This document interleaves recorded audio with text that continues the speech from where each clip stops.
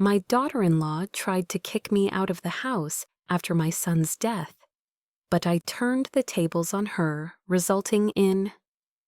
The rain hadn't stopped for 2 days, and the clouds hung so low, I felt like I could reach up and scrape them with my fingertips. My fingers were stiff from the cold, and the funeral flowers, white lilies and wilted roses, sat heavy in my lap. I was still sitting in the pew long after everyone else had gone. They said, "Take your time," but I wasn't sure what I was waiting for. Maybe for my son's voice to echo back from the altar, maybe for the numbness to lift. My name is Grace Holloway. I'm 67. From a quiet town in North Carolina, I was a nurse for most of my life, steadfast hands, steady feet. I raised one son, and now I was leaving that church without him. We buried Michael on a Thursday. He was 41 strong kind and gone far too soon. A heart attack, they said. No warnings, just silence. His wife Lara looked like porcelain at the service, flawless, dry-eyed, and untouched by the kind of agony that split me open inside. She wore black pressed and polished, and accepted everyone's condolences with a half smile that barely moved her lips. I remember watching her and thinking, she's already somewhere else. Not here, not mourning. They'd been married just 3 years, and in that time I'd tried my best to step back. I didn't want to be the overbearing mother-in-law. I made myself smaller, quieter. I thought I was doing the right thing by not visiting too often, by letting them be. But after Michael passed, it was Lara who insisted I come stay. "We'll get through this together," she said at the wake, brushing tears from my cheek, like a dutiful daughter-in-law. I believed her. Of course I did. My world had just collapsed. Why would I suspect betrayal was waiting at the door? So I packed a small suitcase. Just a few changes of clothes, my Bible, and the framed photo of Michael when he graduated med school. I left my house behind, locked it up, and left the key with the neighbors. I thought it would be for a week, maybe 2, just until we could all catch our breath. But when I stepped inside their house, his house, it didn't feel like home. The curtains were drawn tight.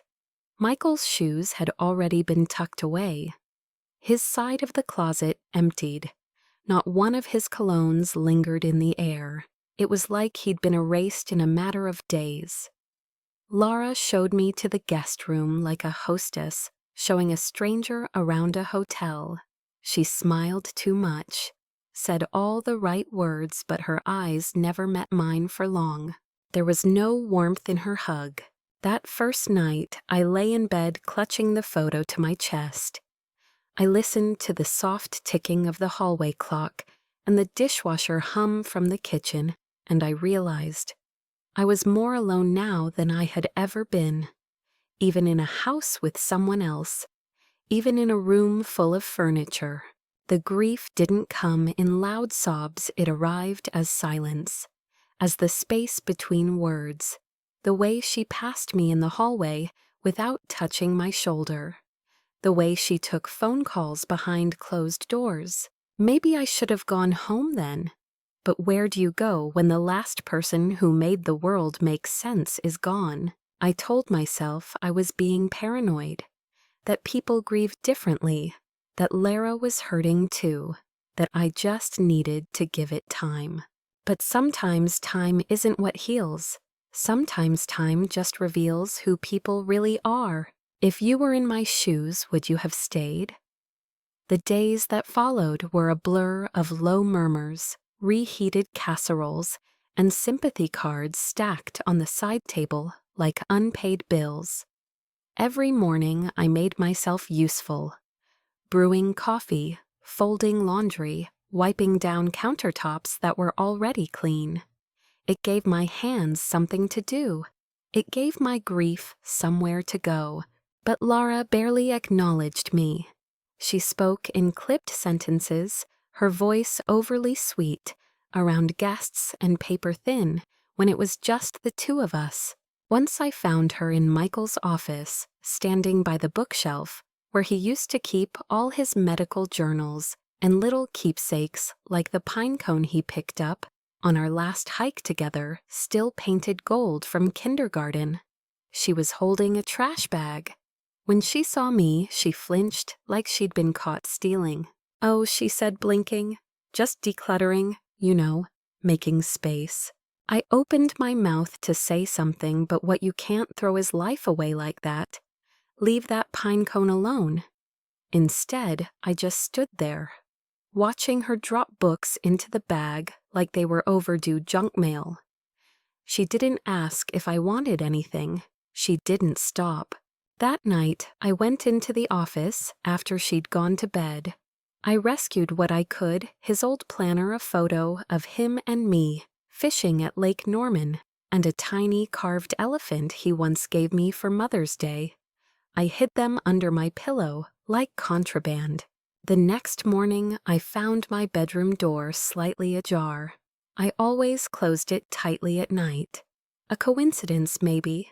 But after that, I started noticing other things, quiet things. My slippers moved from beside the bed, a drawer left open that I never touched.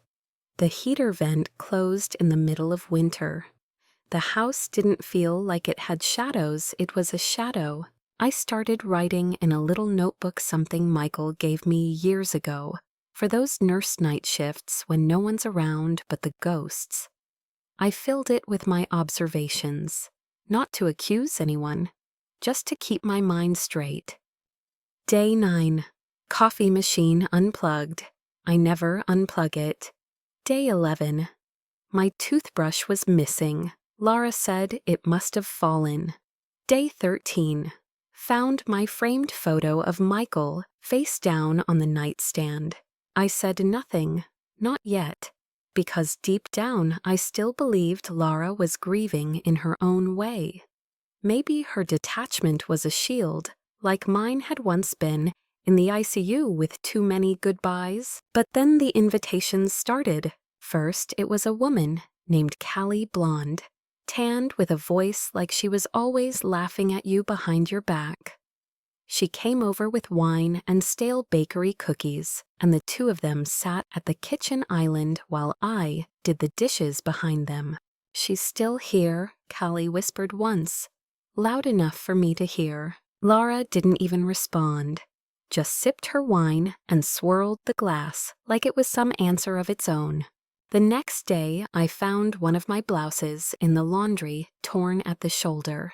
Laura said the machine must have caught it, but it hadn't happened before, and the rip was clean, deliberate. By the end of the second week, I was sleeping with the door locked. Then came the night I heard her on the phone. I wasn't eavesdropping.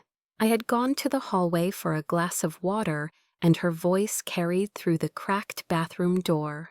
"She's just always there. I didn't sign up for this. I need space, not a live-in reminder of him." Her voice, sharp, unguarded, like mine didn't matter, like I wasn't his mother. My throat closed up. I backed away before I heard more. Before I said something that would turn the walls of that house into a war zone. Back in my room, I sat on the edge of the bed, clutching the notebook to my chest. The silence of the house weighed heavier than Michael's absence. The worst part, I wasn't even angry yet. I was still trying to understand how someone who'd once called me Mom could look right through me like I was nothing more than a ghost. If you lost the only family you had left, would you hold on tighter or start letting go? The third week passed like a slow bruise, worsening, quietly coloring everything it touched. By now, Laura barely spoke, unless she had to. No morning greetings. No "can I make you some tea?" Just the clink of spoons, the hum of her phone, and the occasional knock when a delivery arrived. But the house wasn't empty. No, it was full of whispers. I'd hear her late at night, pacing the hallway with muffled phone calls. The walls were thin in that house. She should have known that. Maybe she didn't care, or maybe she wanted me to hear. She just sits there, like she owns the place. She hissed once to whoever was on the line.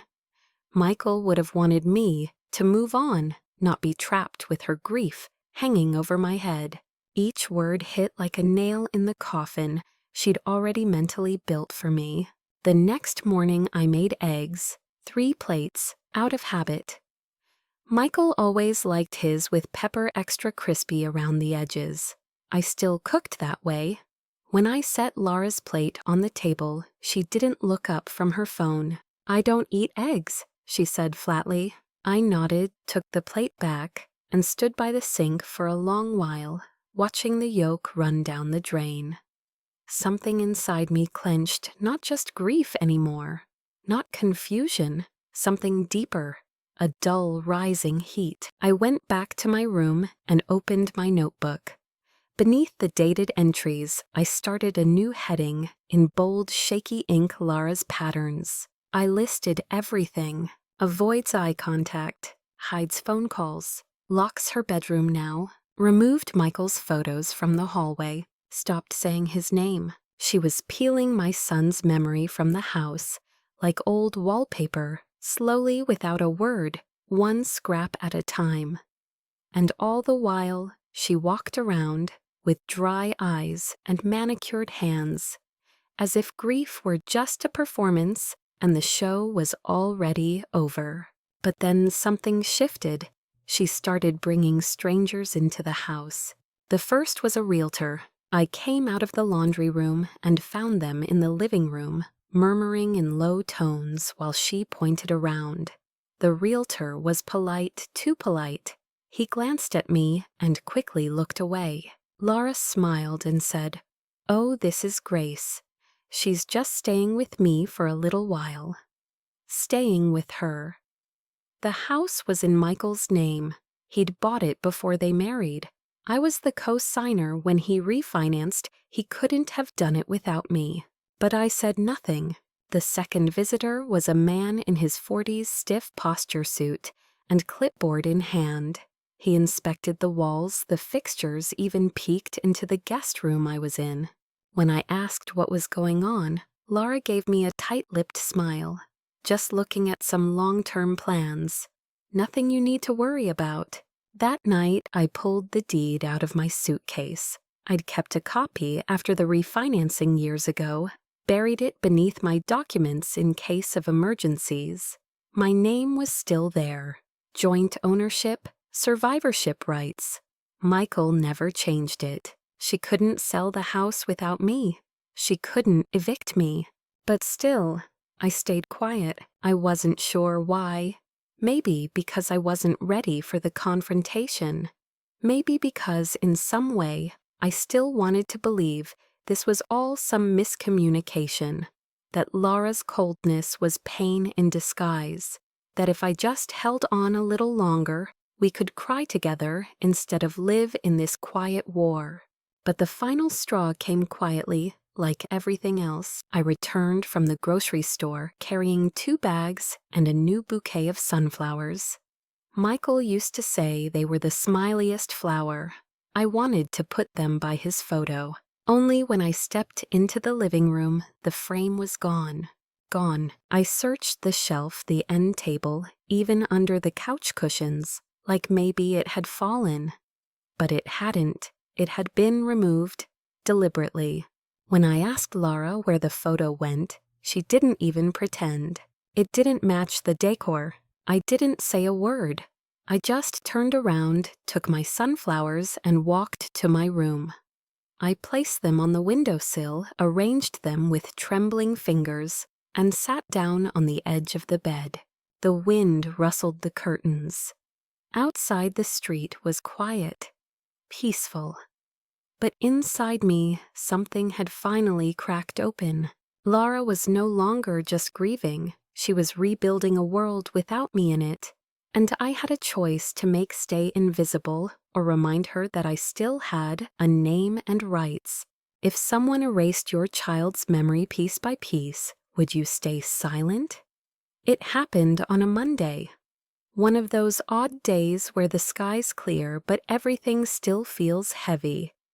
I was folding towels in the laundry room because I still did chores, still tried to make myself useful, as if usefulness equaled worth, when I walked past the hallway and saw it, my suitcase, parked right outside the guest bedroom door like a dog waiting to be let out. Zipped, neat. On top of it was a manila folder, my name written in bold across the front. I picked it up, fingers stiff with dread. Inside a letter, not from Laura but from a lawyer, Grace Holloway.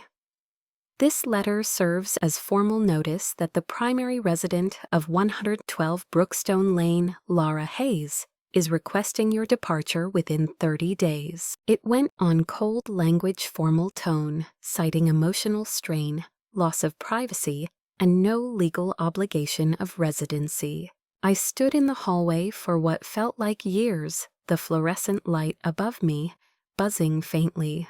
My hands began to shake, not from weakness, but from rage. And beneath that rage, an ache so deep it nearly dropped me to my knees. I walked to the kitchen where Laura sat scrolling her phone, a protein shake in hand, like this was any other morning. "You left something for me," I said, placing the folder on the counter. My voice was calm, too calm. She didn't even flinch. I didn't want it to be awkward. Awkward. My throat tightened. "You're trying to kick me out of my own son's house." Laura finally looked up. Her eyes were like polished stone. "It's not personal, Grace. This just isn't working. We both need space. Time to heal." Time to heal? I had wiped my son's nose when he was sick, bandaged his scraped knees, stayed awake the night he had appendicitis, while she was just a girl in someone else's yearbook photo. And now she was handing me 30 days like I was a guest overstaying my welcome. I didn't say another word. I turned, went back to my room, and shut the door behind me. For hours I sat at the foot of the bed, notebook open, pen in hand. But I didn't write anything. I just stared at the empty page. That night I lit a candle and placed it next to Michael's photo, the one I'd recovered from the attic, where she had stuffed it behind a pile of holiday decorations. I looked into my son's smiling face and whispered, "I'm not going anywhere." Then I picked up the phone. First call my old friend Rachel. She used to be a paralegal. I asked her if she still had connections. She did. Second call the county property office. I needed to know what Laura already assumed I didn't, the status of the deed. The man on the phone was polite, a little surprised. "Yes, ma'am. Looks like this property was refinanced in 2018. Joint owners Michael Holloway and Grace Holloway. Survivorship clause not updated." And that means I asked, though I already knew. "It means your name is still on the title. She can't sell it. She can't evict you." When I hung up, the silence around me felt different, heavier but filled with possibility. I was not powerless, not disposable, but I also wasn't vindictive, not yet. I wanted to give her the benefit of the doubt. Maybe she'd been overwhelmed. Maybe she thought I'd just leave quietly and make things easier. But grief does funny things to people, and kindness, especially the quiet kind, can be mistaken for weakness. Not this time. The next morning, I laid the deed copy on the kitchen table. Laura walked in, hair still wet from the shower, and froze when she saw it. "I thought I'd remind you," I said, tapping the paper, "that I'm not just some guest here. I co-own this house. Michael and I signed together. You didn't know." Her lips parted. She blinked once, twice, then laughed sharp, disbelieving. "You're seriously pulling that card?" "No, I'm pulling his name," I said softly, "because he trusted me, and I'm still here. So unless you'd like to go to court, I suggest you think carefully about your next move." She stared at me for a long moment. Then without a word, she grabbed her purse and left the house. The door slammed behind her. For the first time in weeks, I exhaled without shaking. She had fired the first shot.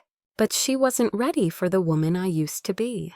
If someone tried to erase your place in your own child's life, would you let them? The house was quiet for hours after Laura left. That morning, too quiet. I walked through each room slowly, not to snoop, but to remember. The photo I placed back on the hallway table, his graduation portrait, was still there. Good. One small battle won. But there were bigger ones coming. I opened Michael's office door and stood there breathing in the dust and stillness. His books, the ones she hadn't thrown out yet, still lined the top shelf. I ran my fingers along their spines, Cardiology Today, Emergency Response Ethics, and the old leather-bound journal he used to jot his thoughts in. I'd given it to him on his 30th birthday. On the front page he had written, "For the life I plan to build." I sat in his chair and turned slowly, looking at the space. The desk was neat, probably organized by Laura's hand. But she didn't know the drawer beneath the top one had a false bottom. I did. Inside, tucked between receipts and an old coin collection, were copies of the mortgage paperwork. And sure enough, my name sat side by side with his, my signature bold and clear. A legal thread that tied me to this house tighter than any verbal promise could. I held that paper like a lifeline. Because Laura had taken everything else, his voice from the answering machine, his photos from the living room, even the mug that said "One," sun from the kitchen shelf. I'd found it stuffed under the sink beside old dish towels. But she couldn't take this, not the deed, not the truth. Later that afternoon she came home. She didn't speak, just walked past me and up the stairs, her heels loud on the hardwood like a warning shot. I heard her door slam. I stayed in the living room, sitting on the couch, notebook in my lap. I started writing not just observations this time, but thoughts, memories, my own side of the story. He loved pancakes on Sundays. I made them even when I was working night shifts. He called me Mama Bear when he wanted something. He said Laura made him feel seen. I wonder now what part of him she really saw. I sat there long after the sun had gone down the room, lit only by the lamp near the fireplace. When Laura finally came down, she didn't look at me. She poured herself a glass of wine and leaned against the counter like I wasn't even in the room. "You really think this changes anything?" she asked quietly. "I think it changes everything," I said. Her jaw tightened. "He wanted me to have this house." "Then he should have changed the deed," I replied gently. "But he didn't. Maybe he was planning to. Maybe he wasn't. But the law doesn't deal in maybes, and neither will I." I could see it then, the moment she realized I wasn't bluffing, that I wasn't just some sad old woman tucked in a guest room waiting to disappear. I was his mother. I had raised him, stood beside him through heartbreak, failures, triumphs. I was there before she was, and I was still there now. "You're just punishing me because he's gone," she snapped. "No," I said. "I'm honoring him by not letting the last part of him get erased." She didn't reply. She took her wine and disappeared back upstairs. Later that night, I heard her crying. Part of me wanted to knock, to remind her that grief doesn't have to be a battlefield, that we both loved the same man, that maybe, just maybe, we could find a way forward. But I didn't. Not yet. Instead, I called Rachel again, told her to connect me with the estate attorney who handled my husband's affairs years ago, just in case. Because while Laura was fighting to push me out with emotion, I was preparing to defend myself with facts. The next morning, Laura left early. I found a business card on the counter from a family law attorney. So be it. We were no longer dancing around this. We were toe-to-toe. She may have worn the ring, but I carried his name, his blood, his stories. I was still his mother, and that still meant something. If someone tried to rewrite your child's legacy, would you let them hold the pen? The papers came by courier that Friday, delivered in a smooth black folder by a young man in a polo shirt who didn't even look me in the eye. "Signature, please," he mumbled. I signed, took the folder, and sat down at the kitchen table without even removing my coat. The wind still clung to my sleeves, but the cold that gripped me now wasn't from outside. It came from the way my hands trembled over the sharp legal language printed in ink, as dark as the grief in my chest. Petition for partition of property. In plain English, Laura was trying to force a sale of the house. She couldn't evict me. She couldn't claim full ownership. But she could ask a court to force us to sell the house and divide the proceeds. And in doing so, she'd be rid of me with a check in her hand and not a single memory of my son left on the walls. My first reaction wasn't anger, it was sorrow. Bone-deep, gut-wrenching sorrow. It was one thing to try and move on. It was another to take the last place my son ever called home and turn it into a legal battleground. I stared at the text for a long time. Then I reached for my pen and added a new page to my notebook. Day 32. Petition received. I jotted down every clause, every deadline, every word that twisted in my gut. I didn't cry until I saw his name typed coldly under decedent. Michael Holloway deceased. I whispered it out loud just once, not like a statement, like a question, and then I broke. I laid my head down on the table and let the tears come slow and steady.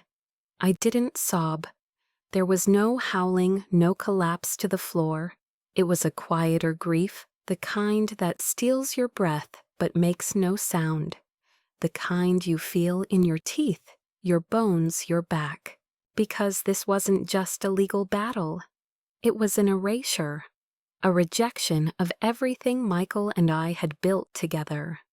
From his first crib to his college dorm to the living room where he told me he was finally in love. I sat like that for nearly an hour, the candle on the windowsill, burning low, casting long shadows across the floor. Then I stood up, wiped my face, and made tea. It sounds strange now, but that tea was a turning point. There was something about the ritual of it. Boiling the water, watching the steam rise, holding the mug in both hands that anchored me, reminded me that I was still here, that I wasn't just a mother in mourning. I was a woman who still had choices, still had fire, still had something left to say.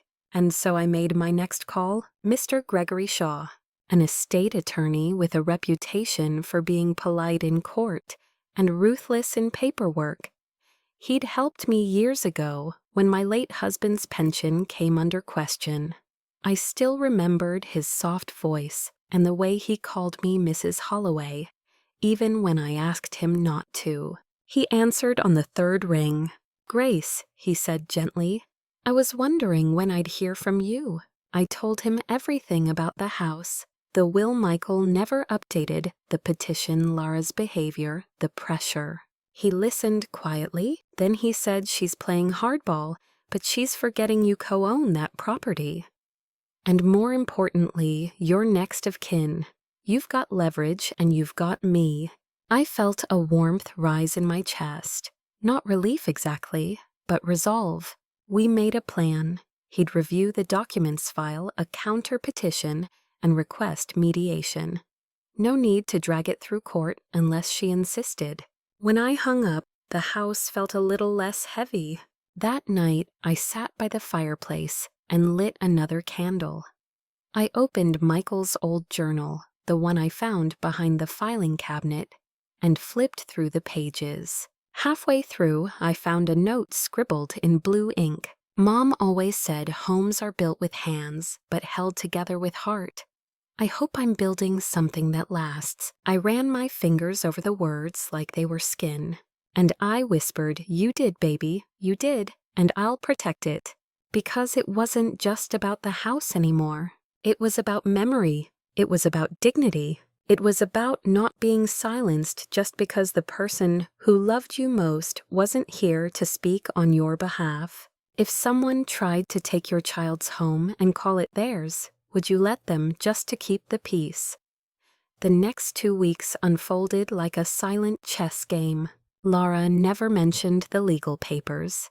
She didn't ask if I'd read them, didn't speak a word about the petition she'd sent like a dagger wrapped in ribbon. But everything in the house changed. She stopped eating at the kitchen table. Her coffee cups began appearing in the living room lipstick-stained and abandoned like forgotten truths.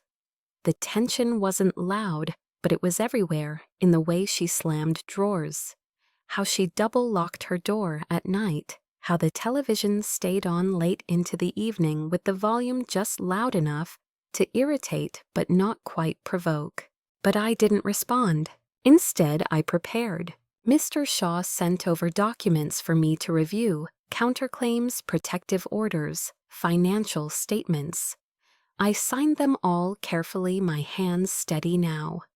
My power wasn't in shouting. It was in patience, precision, and remembering who I was before the grief swallowed me. I started going on walks every morning, wrapped in my old navy cardigan, the one Michael gave me for Christmas 3 years ago. The wind stung my cheeks, but the cold reminded me I was still alive. I'd walk past the bakery down to the mailbox where the neighborhood kids used to leave painted rocks. I brought one home blue with tiny yellow stars and placed it beside his photo, a reminder that even broken things could be beautiful again. Laura noticed the shift. She began avoiding eye contact altogether, but she didn't know what I knew now, that Michael had once left a letter with Mr. Shaw after his father died. A note in case anything ever happened to him unexpectedly. It wasn't legally binding, just his wishes, but it was his voice, and in probate court, sometimes a voice is all it takes. Mr. Shaw found it in his archives and read it aloud over the phone. "If anything ever happens to me, make sure Mom's okay. She deserves to be in my house as long as she wants. Laura will understand. She knows what she means to me." Laura would not understand, not anymore. But the letter was a lifeline, and so I quietly began documenting everything. Her avoidance, her coldness, her passive-aggressive habits, the subtle pressure tactics. The night she turned off the heat and said the system's just acting up again. I didn't accuse, I just recorded. Day 41. Heat shut off overnight. My teacup cracked from the chill. Day 43. Found my mail opened. Return address, Social Security office. Day 46. Laura told a neighbor I was just visiting. I stopped trying to make peace, stopped trying to be easy. Instead, I made phone calls to the utility company to confirm whose name the bills were under, to the local mediator to request a neutral third-party evaluation. I gathered witnesses, neighbors, friends, even the mailman who admitted Laura once told him to just skip delivery if the box was full. None of this was explosive. None of it screamed revenge. But it was all building, quiet, steady, like water wearing away stone. One evening, I passed Laura in the hallway. She was on the phone again, voice tight, saying something about her building a case against me. That made me smile, though I didn't show it. Because I wasn't building a case, I already had one, and deep down I think she knew it. She started being overly nice, offering coffee, making small talk about the weather, pretending things hadn't spiraled into legal warfare. But I knew this game. The sweet tone before the strike, the sudden kindness that masks guilt. I took the coffee, I smiled, but I never let my guard drop again. And then came the real moment, the one that marked the true turning point. A letter arrived from the court. Mediation was scheduled. In 2 weeks, we'd both sit at a table with our attorneys and lay it all bare. No more shadow games, no more whispered accusations. Just truth. I laid the letter down beside Michael's photo and stared at the two of them, ink and image, and whispered, "We're almost there." This wasn't vengeance. It wasn't anger. It was justice delivered softly, but with the full weight of a mother's love. If someone tried to quietly erase you from your own family, would you let them succeed without a fight? The courthouse smelled like old paper and lemon cleaner. I remember that clearly because I hadn't stepped foot in one since my husband passed, and I had to settle his estate. That was a different kind of grief, clean expected slow. This grief had teeth. Mediation was set in a quiet room with glass walls and uncomfortable chairs. Laura arrived 5 minutes late, her heels clicking across the linoleum floor like punctuation marks. She wore her best blouse and a carefully neutral expression, but her hands trembled when she pulled out her chair. I always noticed. Gregory Shaw sat beside me in a charcoal suit, calm as ever. He gave me a brief nod as the mediator, an older woman named Marlene, walked in with a tablet and a stack of papers. Laura's attorney, some slick-haired man named Devin, gave me a tight smile that didn't touch his eyes. Then it began. Marlene reviewed the petition Lara had filed. Petitioner seeks partition of property. Based on joint ownership, she read aloud. Respondent Mrs. Grace Holloway claims legal co-ownership and rights of survivorship. She turned to me. Mrs. Holloway, is that correct? I nodded. Yes, ma'am. The house was refinanced in my name with my son's. He never removed it. Gregory slid a file across the table, copies of the original deed mortgage bank statements, and most importantly, Michael's handwritten letter of wishes. Laura's lawyer looked at the pages but said nothing. I didn't gloat. I didn't raise my voice. I simply placed my palms flat on the table and said the one thing that had been burning inside me for weeks. I didn't come here to fight. I came here because I refused to be erased. Laura flinched just for a second.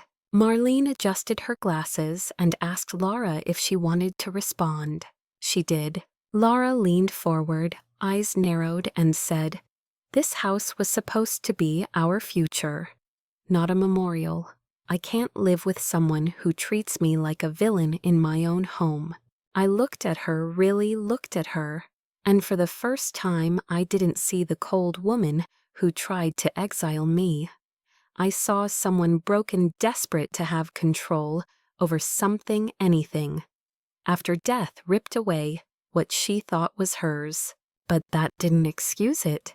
You could have had a future with me in it, I said quietly. You chose otherwise. The room went still. Gregory spoke next.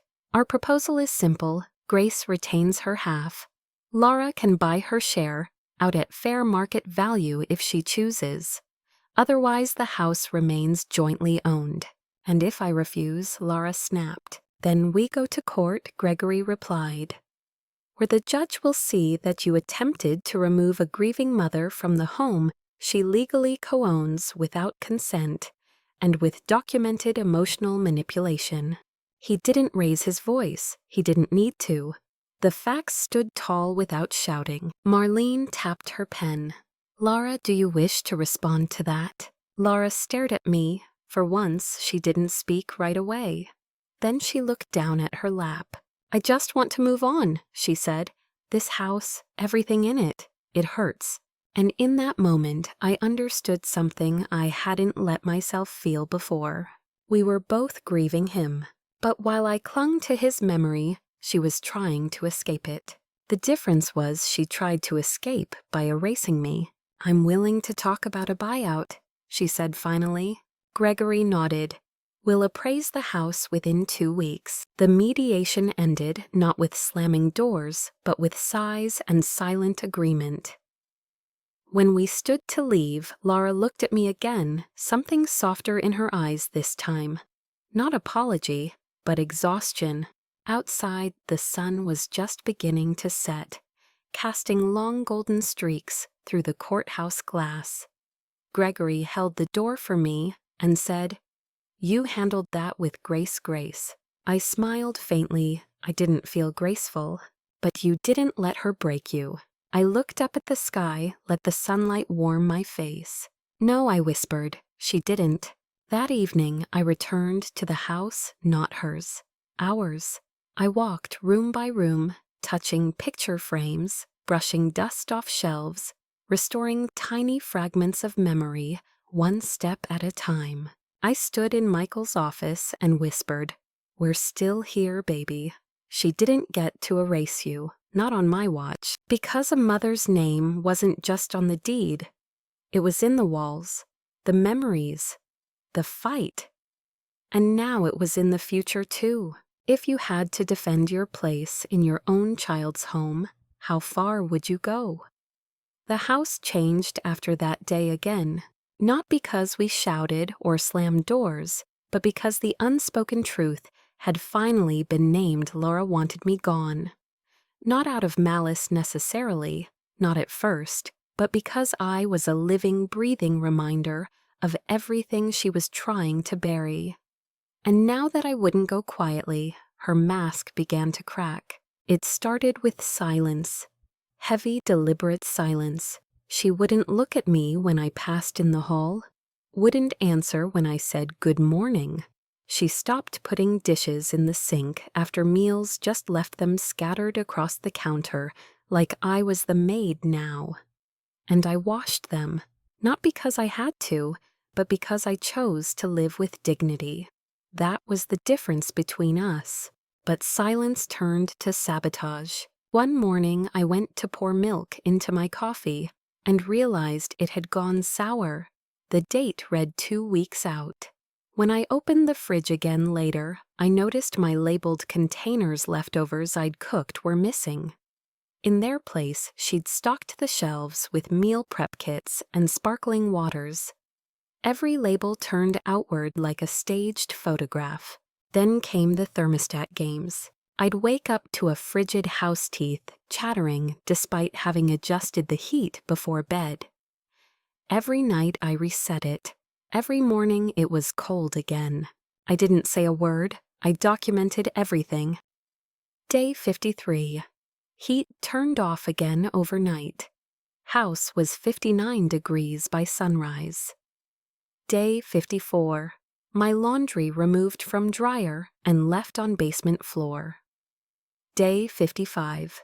She parked behind me in the driveway again. One night, I found the photo of Michael that I kept on my bedside table face down again. That time I held it in my hands and whispered, "She wants me to break, doesn't she?" But I didn't. I wouldn't. Instead, I called Gregory. "She's escalating," I told him. "She's trying to force my hand." "Which means she's scared," he replied. "And that fear will push her to make a mistake." Stay calm, Grace. Let her unravel herself. It was hard, I won't lie. There were moments when I stood in the bathroom and gripped the edge of the sink just to stay upright. Moments when I wanted to scream into the walls. Why is kindness always mistaken for weakness? But I didn't raise my voice. I didn't leave angry notes or set ultimatums. I just waited until the day she finally cracked. I came home from a walk, sun-high breeze gentle, and found my things packed. Not just a suitcase, all of it. My clothes folded and shoved into bags, my photo albums. Wrapped in trash bags, my toiletries stuffed into a shoebox. It was all stacked by the front door. Laura was standing there, arms crossed. "I thought I'd help," she said, smiling that thin smile I'd grown to hate. "I didn't ask for help," I replied. She shrugged. "Just figured you'd want to get ahead of the process." "You're selling your share right. Let's not pretend this is your home. I walked past her calmly and picked up the bag with Michael's framed photo inside. I unzipped it, checked the glass for cracks, then gently placed it back down. Then I turned and faced her, really faced her. You've done everything you can to push me out, I said. You tried silence, sabotage, now humiliation. But here's the truth, you don't get to decide when I leave. I do. She stepped forward, voice low. You're trying to punish me. No, I whispered. I'm reminding you that I'm still here, that I matter, that what he and I had, what we built, can't be boxed up and dragged to the curb. Her face twisted. You're just clinging to the past. I smiled softly, sadly. And you're trying to outrun it. She didn't speak after that. She just stormed off up the stairs and slammed the door hard enough to rattle the windows. I stood in the entryway for a long while, my hands resting on the bags she'd packed, like coffins for the life she wanted gone. Then I picked them up one by one and carried them back to my room. Not because I'd been defeated, but because I was still claiming my space, still honoring my son, still here. If someone tried to pack your whole life into bags and drag it to the front door, would you carry it back inside or walk away? The next morning I woke up before the sun. I sat on the edge of my bed, bare feet on cold hardwood, and listened. The house was still, no movement upstairs, no doors creaking, no forced politeness echoing down the hall, just quiet, the kind of quiet that feels like a turning point. I stood dressed slowly and opened the drawer where I'd kept the folded deed. I held it in my hands for a long time, thumb running over the embossed stamp, the smudged corner where Michael's signature curled just so. A signature he'd made with hope, with the belief that family, even in absence, could still hold each other up. That belief deserved better than what this house had become. By mid-morning, I made tea, chamomile. I poured 2 cups. When Laura came down bleary-eyed and still in her robe, I was already at the table, the extra cup placed neatly across from mine. She paused. Peace offering, she asked bitterly. Invitation, I replied. Sit. She hesitated, then dropped into the chair, arms folded tightly, eyes narrowed. I'm not interested in another guilt trip, Grace. I looked at her directly. Then let's talk like women. Not mother-in-law and daughter-in-law, not opponents. Just 2 women who lost the same man. Her face flickered, something softer breaking through. He would have hated this. Yes, I said, but he also trusted both of us to carry him forward. She said nothing. I reached for the folder beside me. Inside, 2 options, an agreement for shared occupancy, with clear terms, boundaries, privacy, or a purchase contract. A formal buyout proposal, drafted by Gregory, notarized and ready to go. I'm giving you a choice, I said, not out of fear, not because you've won, but because I've finally remembered who I am. She raised an eyebrow. I was a nurse for 30 years. I've held hands of dying men, delivered babies' stitched wounds in the middle of chaos. I buried a husband. I raised a son on a tight salary and tighter sleep. I am not weak. I've simply been grieving, and now that I've stopped letting grief speak for me, I'm done asking for space. I'm giving you 2 choices. I slid the papers across the table. We live here respectfully, separately. Or you buy me out. Fair market value. No more petty war. No more turning down the thermostat. No more moving my things. She stared at the pages. And if I refuse, then I take it to court, and we both know what the judge will see. You tried to evict a co-owner. You harassed a grieving mother. You defaced shared property. She didn't argue, not because she couldn't, but because she knew I was right. She had cornered herself. I don't have the money to buy you out, she said quietly. There are banks, loans, or we keep living here, like tenants. Her lips curled. like strangers. Better that than enemies. She didn't take the papers. But she didn't tear them up either. "I'll think about it," she muttered. I nodded. "You do that. But understand something, Laura. This house, this place, it was never just about walls and windows. It's about memory. And you don't get to rewrite mine." She pushed back from the table. "I don't want to keep living like this." "Neither do I said. She left the room. I sat there alone, staring at the teacup she hadn't touched, steam rising, dissipating. It was the first time I felt peace in weeks. Not because we agreed, but because I had drawn the line with grace and with strength. The rest was on her. That night I lit a candle beside Michael's photo again. This time I didn't cry. I just whispered, "I remembered who I am, sweetheart. And I'm going to be just fine." Because healing doesn't always come with apologies. Sometimes it comes when you stop shrinking. And sometimes it comes when you finally give someone a choice and mean it. If someone left your dignity on the table like a bargaining chip, would you take it back gently or with fire? The days that followed were brittle. Laura didn't speak much. She didn't pick an option. She didn't leave. Instead, she lingered in the limbo she'd created, drifting through the house, like a storm cloud, just waiting to let loose. And then she did. The rage didn't come as yelling. It came as wrought, subtle acts, a slow unraveling. The next morning, I went to the kitchen to find my tea cabinet emptied.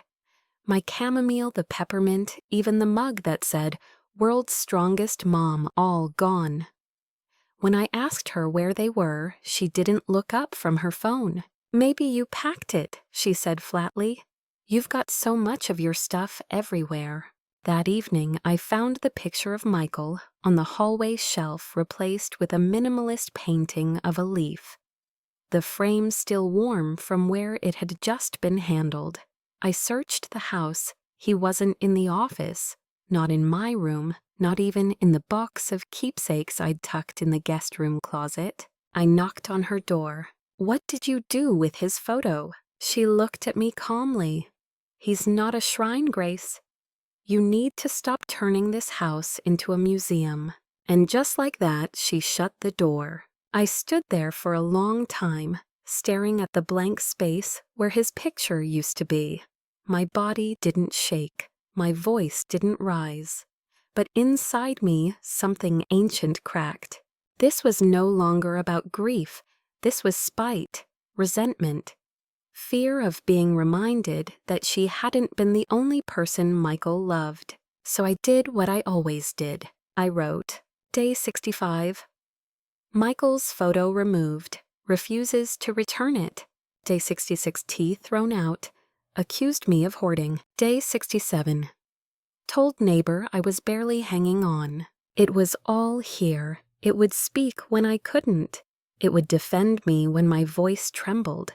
It would bear witness, but then came the moment that turned everything. I came home one afternoon, after grocery shopping, just a small trip, nothing much. A few things to make his favorite soup, which I'd planned to cook, whether she liked it or not. When I opened the front door, the house was too quiet. Not just empty still, unsettling. I turned the corner into the living room and stopped. The shelves were bare. Not a single photo. Not a single framed memory. No signs of Michael anywhere. I rushed to the fireplace mantel empty. I opened the drawer where I kept his letters gone. I ran to my room. The box with the keepsakes missing. I found Laura in the garage shoving a black garbage bag into the donation bin. A second bag sat open beside her, my son's handwriting, visible on the edge of a card. I didn't speak. I couldn't. I just reached down and pulled the bag away from her. "Don't," I whispered. She straightened up, face flushed. "You need to let go. All of this keeping every scrap of him, it's not healthy. Don't touch my memories," I said again, louder this time. "They're mine too," she screamed.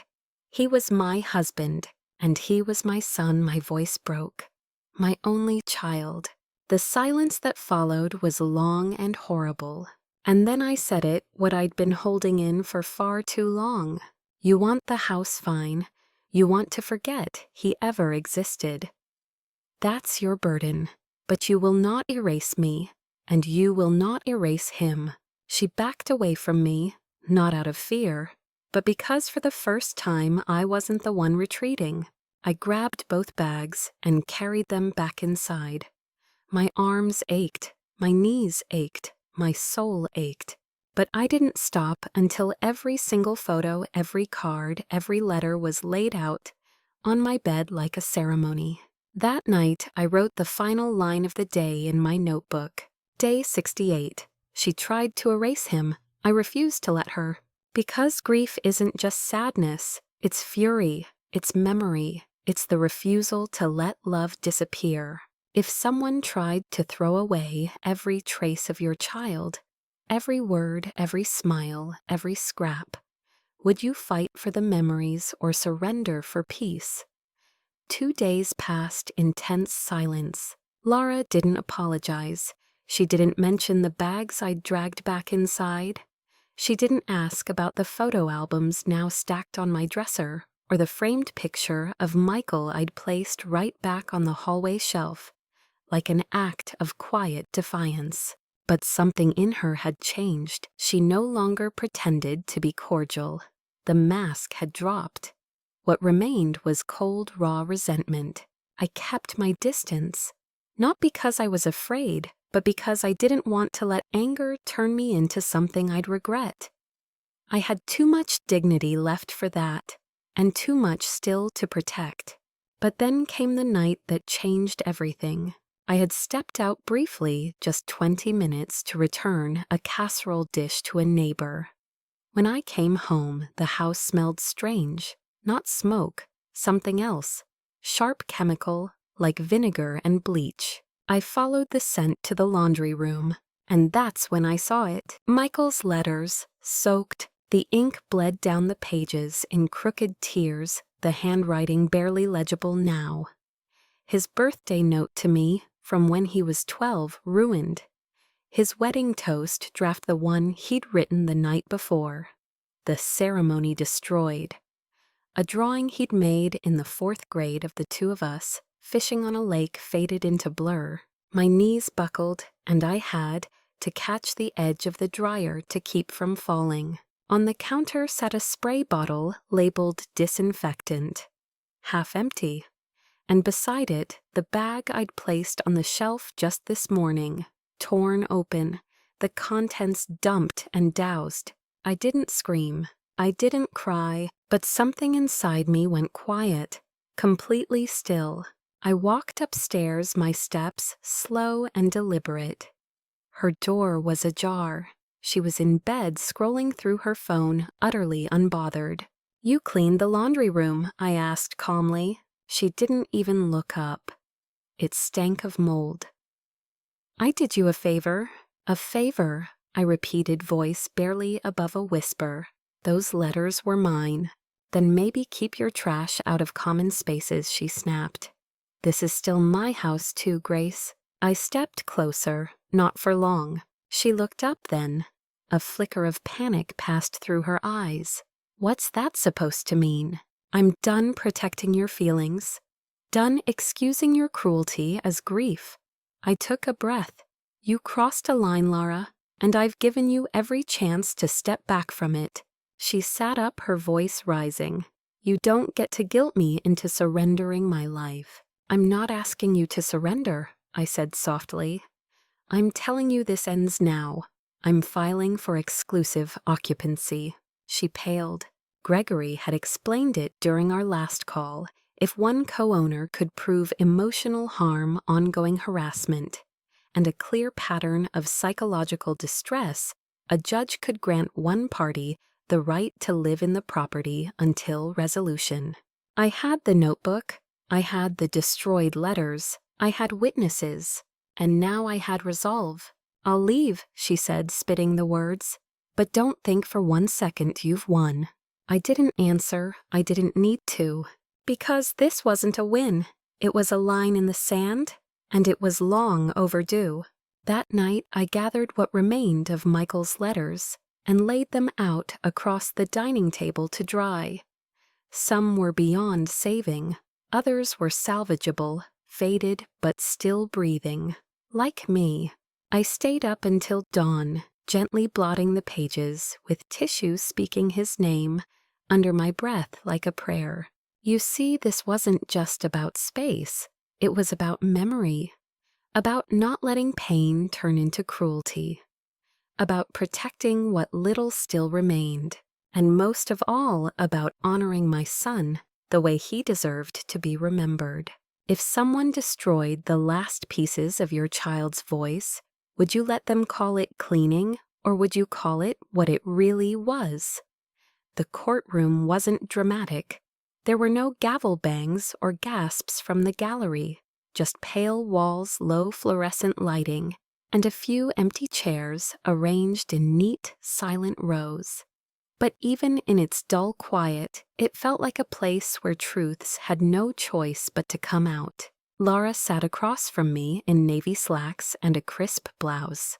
No makeup, no smile, just stiff posture and a blank stare. Her lawyer shuffled papers. Gregory sat beside me, calm and measured as ever, his briefcase full of everything we needed and everything she didn't expect. The judge, a silver-haired woman with a sharp gaze and no tolerance for nonsense, called the case.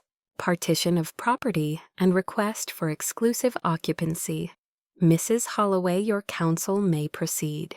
Gregory stood and delivered our case like a gentle storm, precise, steady, and impossible to ignore. He presented the joint ownership deed, first confirming that Michael had never removed my name. Then the letter Michael had left with Gregory expressing his wishes that I remain in the home for as long as I wished. He introduced my daily journal, nearly 70 entries handwritten detailing every attempt Laura made to push me out, tampering with food, turning off heat, throwing out personal belongings, even soaking my son's letters in chemicals.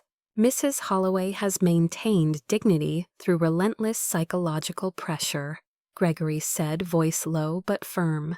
She's not here to retaliate. She's here to preserve what remains of her son's legacy and the only home he left behind. Laura's lawyer objected to the journal, but the judge waved it off. Weight will be given based on credibility. Continue. Then came the final piece of evidence, the photographs of the damaged letters, the remnants of Michael's words splayed across my table, blotched and broken. I watched the judge lean in as Gregory explained how they were found soaked and discarded, with a spray bottle nearby. Laura wouldn't look at them. When it was her turn to speak, she stood, hands clasped. Your Honor, she said, this isn't about erasing anyone. This is about needing space to heal. Living with Grace has been unbearable.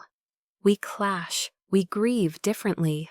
I've lost my husband, and I can't be forced to share my home with someone who constantly reminds me of that pain.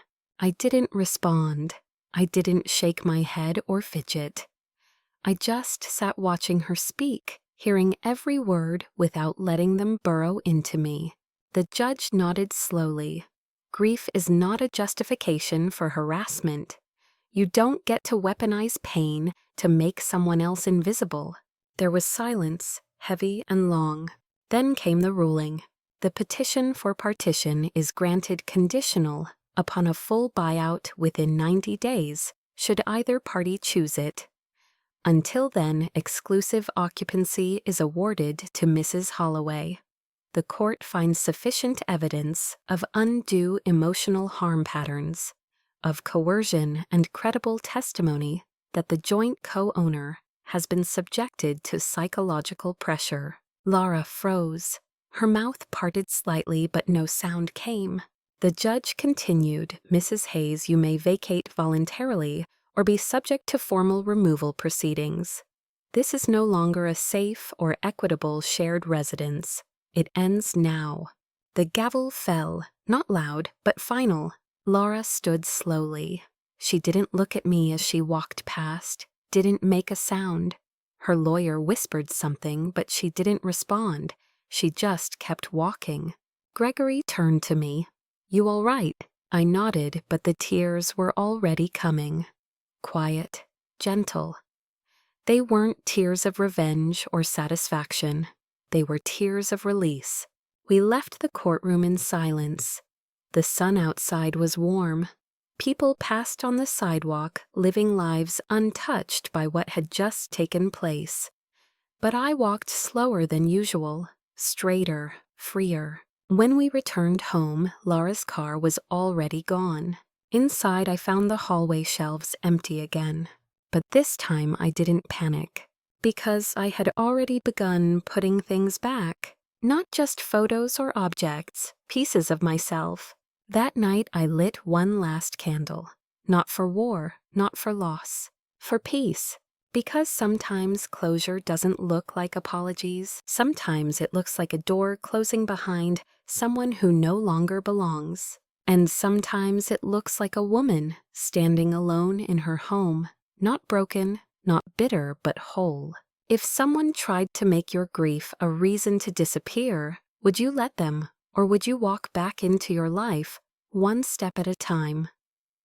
The day after Laura left, the silence in the house was different. It wasn't heavy anymore. It wasn't cold or sharp or waiting to hurt me. It was the kind of silence that follows a storm, the kind that allows you to breathe again. The kind that invites you to begin again. Her things were gone. The guest bedroom was no longer mine. It was the only bedroom now. She had taken the master suite with her cold decor and untouched closet. I walked through it, slowly opened the windows, let the light back in. The air smelled stale, like too much perfume and bitterness. I opened every drawer, cleared the surfaces, and found what she'd left behind. A single necklace on the vanity, a dusty coffee mug under the bed, a photo of her and Michael in a frame turned face down. I didn't throw it out. I didn't smash it. I cleaned the frame, set it upright, and placed it on the top shelf in the closet. Because no matter what had happened between us, she had loved him once. And I wouldn't punish that love, not even now. I spent the next few days slowly reclaiming the house. Not in a rush, not with anger, with rhythm. One drawer at a time. I unpacked the linens I hadn't seen since Michael first got married, put my books back on the living room shelf, rearranged the photos on the mantel, me holding him as a baby, him in his graduation gown, him on one knee proposing to her. I didn't erase her from his life. I simply balanced it again, gave it truth. When I sat in the kitchen that night alone with a cup of tea, I realized something strange. I wasn't lonely. For the first time in months, the grief had quieted into something I could sit with. Not fight, not be swallowed by, just hold. Like a photograph with edges worn soft by time. Gregory called a few days later. Said Laura had officially withdrawn her petition. She'd be staying with her sister in another town for the foreseeable future. There would be no appeal, no court dates, just paperwork and peace. She won't be back, he said gently. You've got your space now, your rights, your home. But more than any of that, I had clarity. I walked out to the front porch that evening and sat in the same chair Michael used to love. The neighborhood was quiet. A breeze moved through the trees. Somewhere down the road, a child laughed, and it sounded like music. I looked at the house. It had held pain, but it had also held love, and memory, and now healing. There were still nights when the quiet felt long. Still moments when I reached for my phone, forgetting there was no one to text him anymore. Still dreams where he called my name and I woke up, reaching for something that wasn't there. But those were softer now, like whispers, not screams, because the house wasn't empty anymore. It was mine again, and in its silence I found my voice. If you were left alone in a house full of memories, would you hide from them or make them your home again? It's been 2 months now, 2 full moons, since Lara walked out for the last time, since the last door closed behind her, and left only the echo of everything we couldn't say to each other. The silence she left behind isn't the enemy anymore. It's become my companion. I wake up each morning without tension in my chest. The floorboards creak under my feet, not from tension, but from time. The kettle whistles on the stove again, my kettle, not the one she insisted on, with all the digital buttons and glass lid. I like the old sound better. It reminds me of mornings when Michael was still a boy, when I'd stand at the kitchen sink humming, listening to the water heat, the wind tapping against the window. Sometimes I speak aloud to him, not because I've lost my mind, but because I've reclaimed my heart. Would you believe I'm still here, sweetheart? I'll ask, brushing the photo frame before setting it on the newly painted mantel. The house is warmer now, literally and figuratively. The curtains are open. The thermostat is right where I set it. The walls aren't whispering tension anymore, they're quiet, because they've been allowed to rest, because I've been allowed to rest. And I've started doing little things for myself again. I found my old knitting needles in a box marked garage and began relearning the stitches. I planted geraniums in the front yard, though I still don't know if the soil's right for them here. I joined a book club virtually, of course, and even baked a lemon pound cake to bring to my neighbor Carol when her husband went in for surgery. Life didn't stop when I lost Michael. It just lost shape for a while. But shape is coming back now, slowly, gently, like water finding its way back to the shore. As for Lara, I don't hate her. I never did. I think she panicked. I think she grieved the only way she knew how, by tearing down everything that reminded her of him. Unfortunately, that included me, but I'll never forget the moment she tried to throw away his letters. That was the moment I knew, no matter how softly.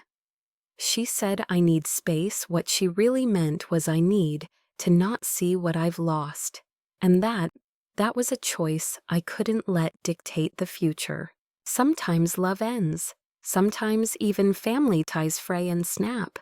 But that doesn't mean dignity has to be a casualty. I learned that. I claimed that. And now when I sit in this home, my home, I don't feel like a guest or an afterthought or a problem to be solved. I feel like someone who survived something hard and came out whole. A different kind of whole, not the untouched kind, the kind shaped by pain but not defined by it. There are still days when I miss him so badly, it aches in places I can't name. Days when I find myself looking for his car out the window or pausing when I see someone his height in the grocery store. But there's also laughter again, music, light, hope. Hope that I'll get to carry his memory, not as something I had to defend, but as something that simply is, always. I've even thought about converting the master bedroom into an art space. Maybe get a piano. Learn how to play after all these years. Michael once told me it's never too late for a melody. He was right. If you had a second chance to build peace after the storm, would you take it slowly or sing as you walked back through the door? Some evenings now I sit on the porch with a blanket draped over my knees, a cup of tea in hand, and nothing but the chirping of crickets to keep me company. The wind carries the scent of lavender from the pot I planted near the steps, and I think to myself, this is what healing sounds like. Not applause, not loud victories, just stillness, the kind that hums gently through your bones. Grief is a room we all must sit in, but it doesn't have to be where we live forever. For a while, I thought I'd never be anything more than a shadow in my own son's home. But I was wrong. This place, these walls still hold me, gently now, not out of duty or pity, but out of memory, out of love. Laura hasn't called, and maybe she never will. But I no longer wait for the phone to ring. I've released that part of the story, not out of resentment, but grace.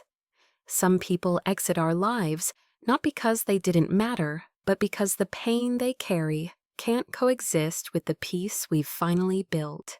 I think about Michael a lot, but it no longer brings me to my knees.